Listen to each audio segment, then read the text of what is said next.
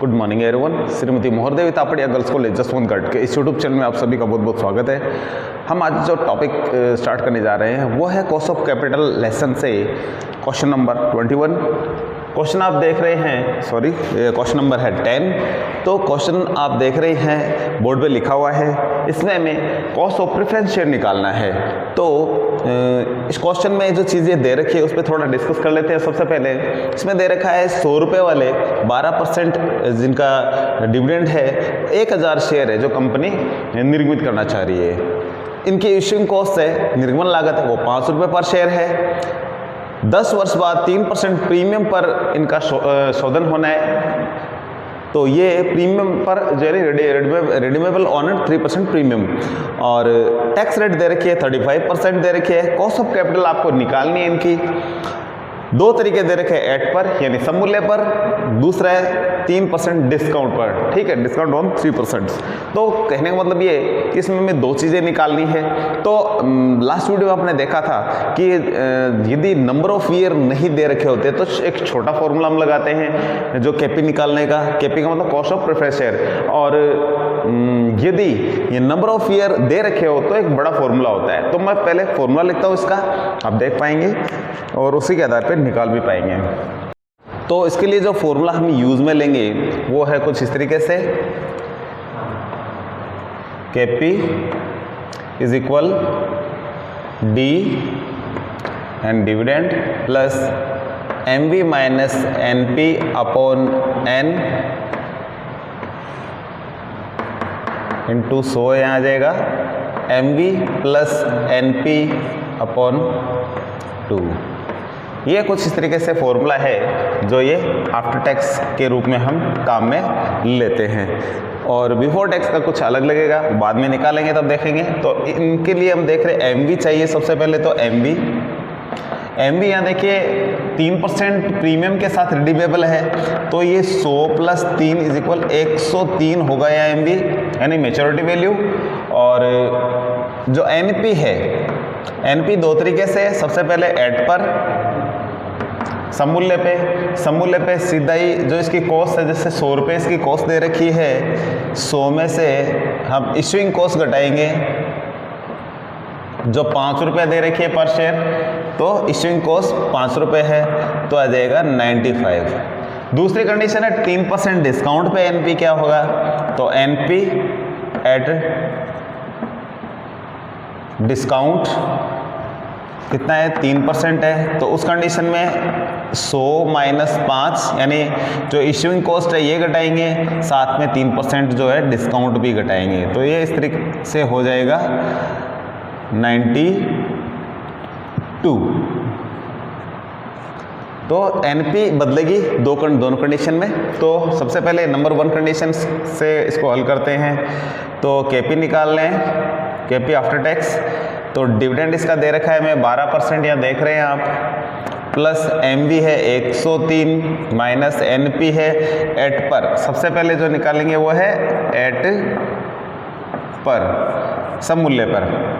103 minus NP लगेगा यहाँ 95, सब मूल्य पे निकालते हैं तो एनपी ये यूज लेना है हमें। और भाग लगाएंगे, नंबर ऑफ ईयर यहाँ 10 दे रखा है और यहाँ इंटू में 100 करना है।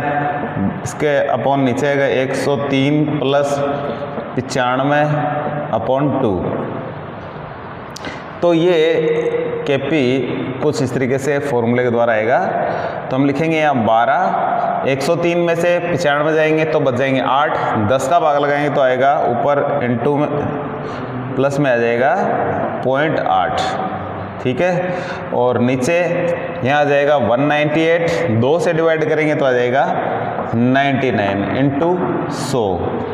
ये 12 को जोड़ेंगे, 12.8 100 से गुणा कर देंगे इसको, तो ये आ जाएगा 1280। भाग लगाएंगे 99 का इसमें, तो इसको हम कैलकुलेटर के द्वारा देखते हैं कि कितना आता है। तो 1280 भाग 99 यह था 12.929, तो 9.3 कर देते हैं इसको परसेंट। तो ये आ गया है आफ्टर टैक्स। यदि हमें बिफोर टैक्स निकालना है तो यहाँ बिफोर टैक्स और निकाल देते हैं केपी बिफोर टैक्स। तो ये आ जाएगा KP after tax 1/1 minus T. तो ये फॉर्मूला है। तो केपी हमारा है जो 12.93 है, 1 से गुणा करेंगे तो सीधा ये इस तरीके से, इसको इस तरीके से लिख सकते हैं KP after tax upon 1 minus T. ये फॉर्मूला भी लगा सकते हैं। तो आगे वाला सीधा लगाता फॉर्मूला 1 माइनस टी। टैक्स 35% है तो 1 का यहाँ निकाल करके सीधा भाग लगा सकते हैं, परसेंटेज निकालने की जरूरत नहीं है पूरी।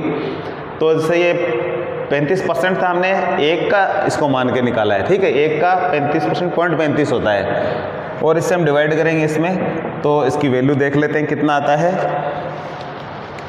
तो 1 में से 0.35 जाएगा तो 0.65 बच जाएगा।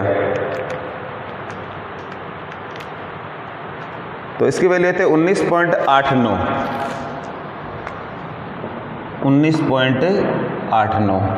तो ये इस तरीके से एट पर यदि निकालते हैं तो ये कंडीशन आ जाती है। अब हम निकालेंगे डिस्काउंट पर, ठीक है। तो डिस्काउंट के लिए जो चेंज होना है वो केवल एनपी है और इसी के अकॉर्डिंग हम आगे करेंगे। तो एट 3%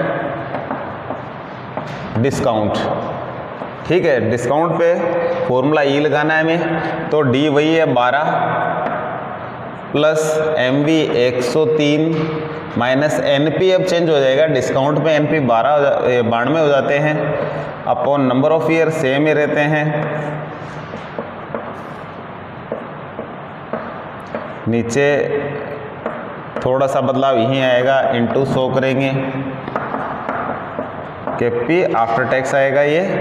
तो यहाँ 103 में से 92 हम घटा दें तो ये बच जाएंगे ऊपर 11, यहाँ 12 प्लस 11 में 10 का भाग लगाएंगे तो ये आ जाएंगे 1.1 इंटू 100 और नीचे 103 और 92 यदि जोड़ते हैं तो ये होते हैं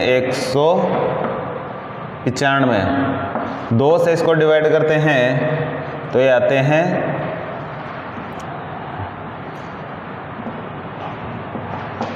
97.5।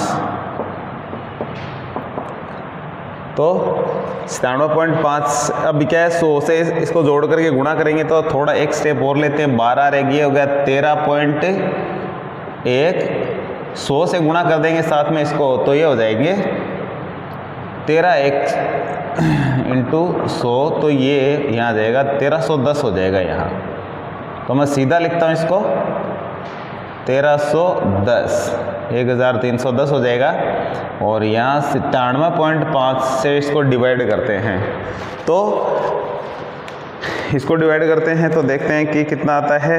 ये 1310 डिवाइडेड बाई 97.5।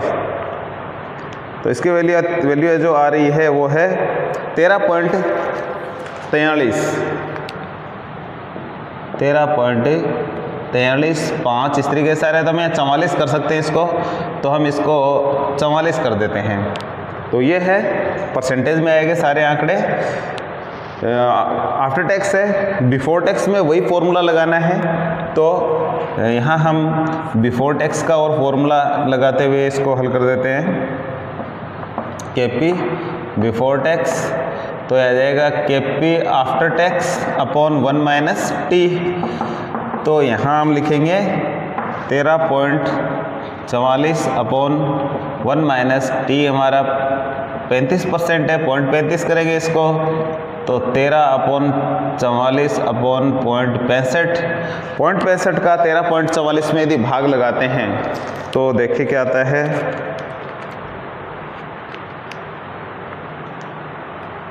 ये आता है 20.67। तो इसकी जो वैल्यू आ रही है वो आ रही है 20.67%। तो इस तरीके से ये आफ्टर टैक्स और बिफोर टैक्स दोनों आंकड़े हमारे आ गए हैं। तो आपने देखा कि हमारे इस क्वेश्चन में थोड़ा बहुत बदलाव है, थोड़ा बहुत चेंज है। किस तरीके से चेंज है ये चेंज है केवल नेट प्रोसीड्स का, ठीक है। नेट प्रोसीड्स से निकालते समय थोड़ा ध्यान रखना होता है कि एट पर है या प्रीमियम पर है या डिस्काउंट पर है, तो उसी के अकॉर्डिंग इस प्रकार के जो क्वेश्चन है उनको हल करना होता है हमें। तो आज के वीडियो में इतना ही, मिलते हैं नेक्स्ट वीडियो पे। तब तक के लिए धन्यवाद। अपने वीडियो को लाइक कीजिए, शेयर कीजिए, यदि चैनल को सब्सक्राइब नहीं किया है तो वो भी ज़रूर कीजिए।